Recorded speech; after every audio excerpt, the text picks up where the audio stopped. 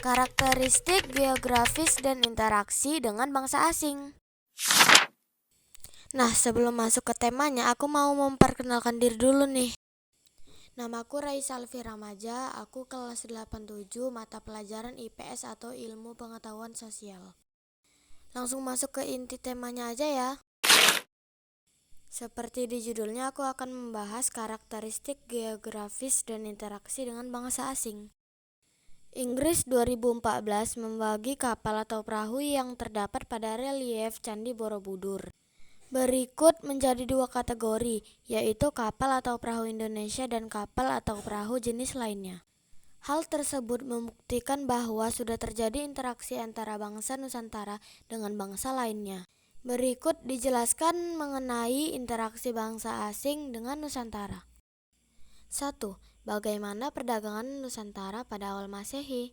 Nusantara sangat kaya akan keanekaragaman hayati. Sebagian hayati di antaranya dikenal sebagai rempah-rempah. Pada masa kejayaan rempah-rempah, harganya sangatlah mahal, bahkan jauh lebih mahal dari emas. Sejak awal Masehi, jalur rempah telah menghubungkan India dan Tiongkok.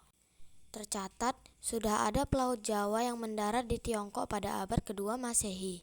Kapal-kapal Nusantara digunakan para biarawan dari Tiongkok untuk pergi belajar agama Buddha di Suvarnadvipa atau Sriwijaya dan India.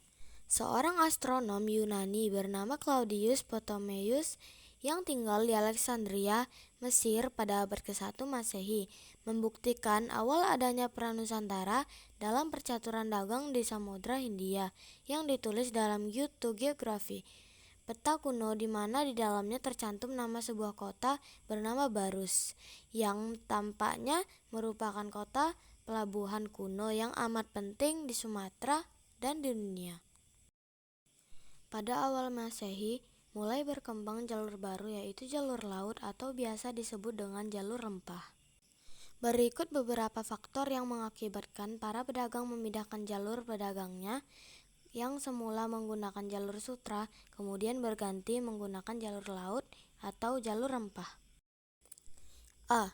Faktor keamanan yang tidak menjamin keselamatan para pedagang dari perampok-perampok yang menghadang mereka di tengah perjalanan. B. Faktor waktu tempuh yang lama akibat kontur jalan darat yang mendorong mereka untuk menuruni lembah, mendaki bukit, dan memasuki hutan. Dan C. Faktor besarnya biaya untuk menempuh perjalanan yang sangat lama jika melalui jalur darat. 3. Bagaimana pengaruh agama dan kebudayaan Hindu sampai Buddha di Indonesia?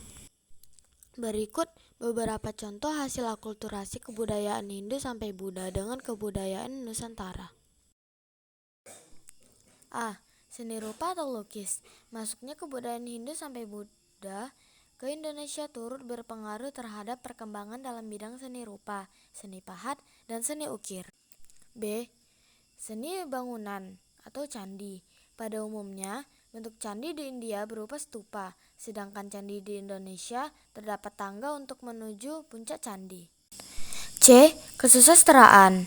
Kesusastraan atau sastra merupakan karya tulisan indah, belles letters, yang mencatatkan suatu dalam bentuk bahasa yang dipadatkan, didalamkan, dibelitkan, diperpanjang ataupun dipendekkan, diputarbalikkan, dan dijadikan ganjil atau cara pengubahan estetis lainnya melalui alat bahasa Eccleton 2010 halaman 4.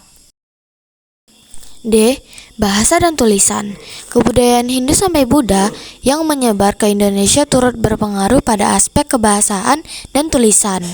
Budaya tulis tersebut menggunakan bahasa Sanskerta dan Askara Pallawa. Bahasa Sanskerta dan Askara Pallawa berasal dari India. E. Sistem pemerintahan. Wujud pengaruh Hindu sampai Buddha di Indonesia tercermin pula pada sistem pemerintahan. Pengaruh kebudayaan tersebut mengubah sistem pemerintahan yang ada di Indonesia yang semula bercorak kesukuan dan kerakyatan, kemudian berganti menjadi monarki dengan hierarki atau tingkatan yang jelas. Sekian pula cerita dan penjelasan saya tentang karakteristik geografis dan interaksi dengan bangsa asing ini. Mohon maaf jika ada salah kata dan penjelasan yang kurang jelas. Saya ucapkan terima kasih. Terima kasih pada teman-teman yang sudah menonton dan menyimak video saya ini. Oh iya, jangan lupa untuk like, share, and subscribe ya. Terima kasih teman-teman. Assalamualaikum warahmatullahi wabarakatuh.